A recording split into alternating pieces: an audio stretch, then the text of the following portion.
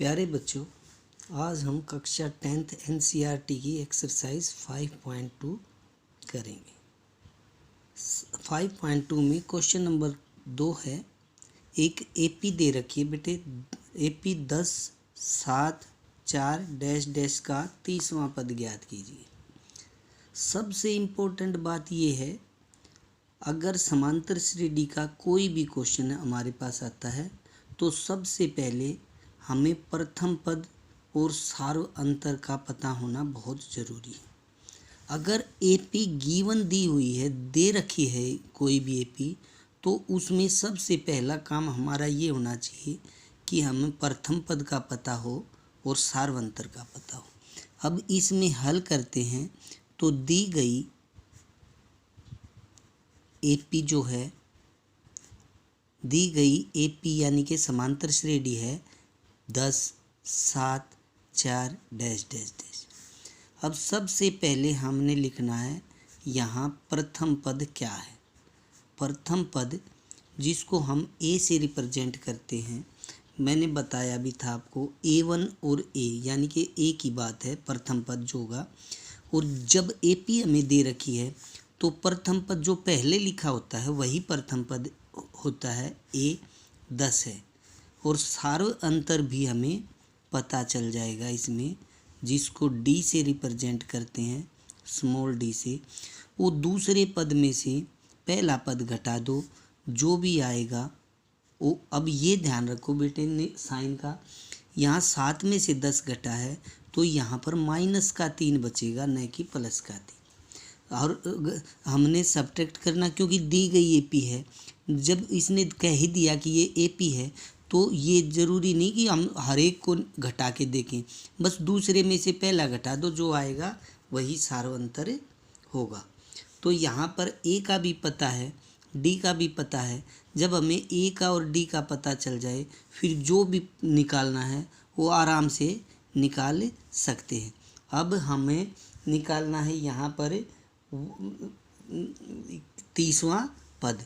तो हम जानते हैं बेटे, फॉर्मूला हमें पता है, हम जानते हैं कि क्या कि an जो होता है बेटे, यानी कि nवें पद का फार्मूला जो होता है वो होता है a + n - 1d। इसका मतलब क्या हुआ बेटे, अगर मैंने तो 30वां पद निकालना था, 30वां पद निकालूंगा तो n - 1 29 आ जाएगा।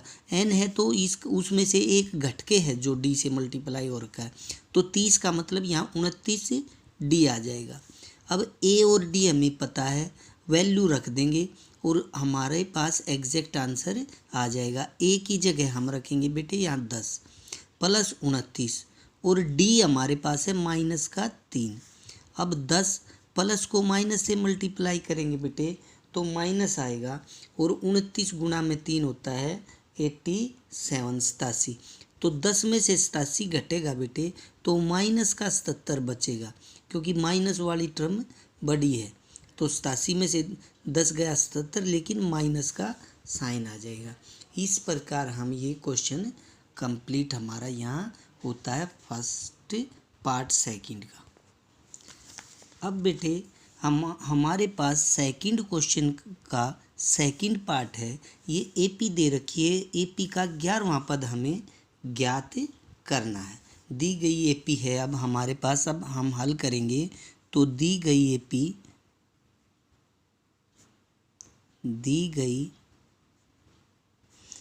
एपी मीन्स समांतर श्रेणी, अर्थमेटिक प्रोग्रेशन। दी गई एपी है हमारे पास बेटा, पहला पद था -3, उसके बाद -1/2, उसके बाद 2, और ये हमारे पास एपी है। अब जब भी हमारे पास एपी दे रखी है तो हमें प्रथम पद का पता भी चल जाएगा।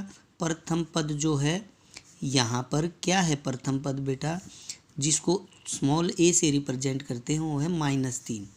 और सार्व अंतर क्या है, यहाँ पर सार्व अंतर जो है बेटा, जिसको d बोलते हैं, स्मॉल d से रिप्रेजेंट करते हैं, दूसरा पद में से -1/2 है दूसरा पद, उसमें से घटाएंगे पहला पद है -3, ये ध्यान रहे कि बेटे ये माइनस का 3 था पहला पद, तो घटाना है, ये घटा में घटा 3, तो यहाँ पर चिन्ह चेंज हो जाएगा, -1/2, माइनस से माइनस मल्टीप्लाई होगा तो प्लस का 3 हो जाएगा। तो यहाँ पर 2 एलसीएम आएगा, -1 प्लस का 3 दूनी 6, तो ये आएगा बेटे +5/2। तो ये हमें इस चीज़ का बड़ा ध्यान रखना है यहाँ पर कैलकुलेशन करते टाइम, क्योंकि मैथमेटिक्स में एक माइनस का साइन ही बहुत बड़ी गलती कर देता। इसको ध्यान से सोल्व करना। अब हमें ए का भी पता है, डी का भी पता है, और हमें 11वां पद निकालना है। तो हमें पता है 11वें पद का क्या फार्मूला होगा। हम जानते हैं कि ए एन जो होता है बेटा वो ए प्लस एन माइनस 1D होता है।